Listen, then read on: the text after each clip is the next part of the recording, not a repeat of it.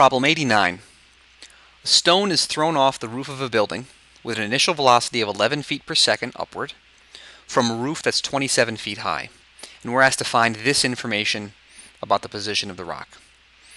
Before we get started, the first thing we should do is get a formula for position. Remember, this is negative 16t squared plus v0t plus s0, where v0 is the initial velocity, which was given as 11 feet per second, and s0 is the initial height, which in this case is 27 feet. So this gives us a formula. S equals negative 16t squared plus 11t plus 27. The first question is about max height.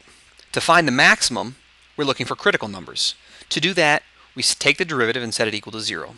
So this gives us 0 equals negative 32t plus 11. And then to solve this for t, we'll move the 32t over. So we've got 32t equals 11. So t is 11 over 32. Now this is when the maximum height happens. To find what the maximum height actually is, we'll take this time and plug it into our height function. So we're now looking for s of 11 over 32. And if we crunch this out, we get that this is 1849 over 64, or approximately 28.89 feet. So that answers our first question, that this is 28.89 feet. For the next part, the time it takes to hit the ground. When the rock hits the ground, its height is 0. So what we'll do is we'll set s equal to 0. So we have 0 equals negative 16t squared plus 11t plus 27. And now we want to solve this for t. I think it's easier to get rid of this leading negative sign. So I'm going to multiply the whole equation by negative 1. So we've got 16t squared minus 11t minus 27.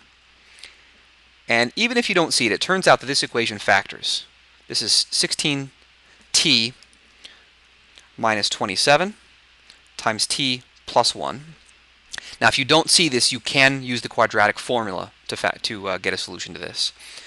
And this tells us that 16t minus 27 equals 0, or t plus 1 equals 0. Solving the second equation gives us t equals 27 over 16. Solving the first gives us t equals negative 1. Now for a time value, negatives don't make any sense, so we'll reject this and we'll go with t equals 27 over 16 for the time it takes to hit the ground. So at 27/16 of a second is the time it takes to hit the ground.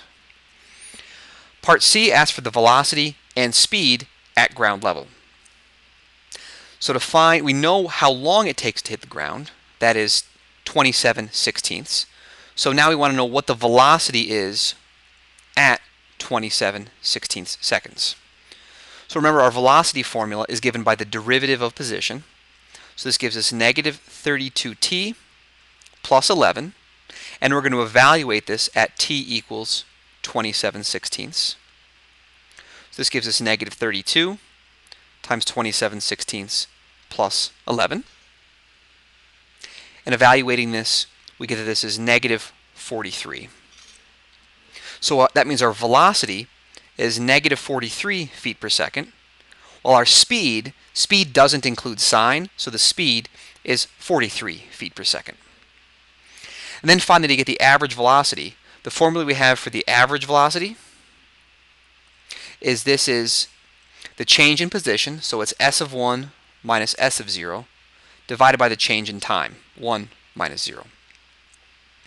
So if we plug 1 into our position function, we get 22 minus, we plug 0 in, we get 27, divided by 1 minus 0, and this gives us negative 5.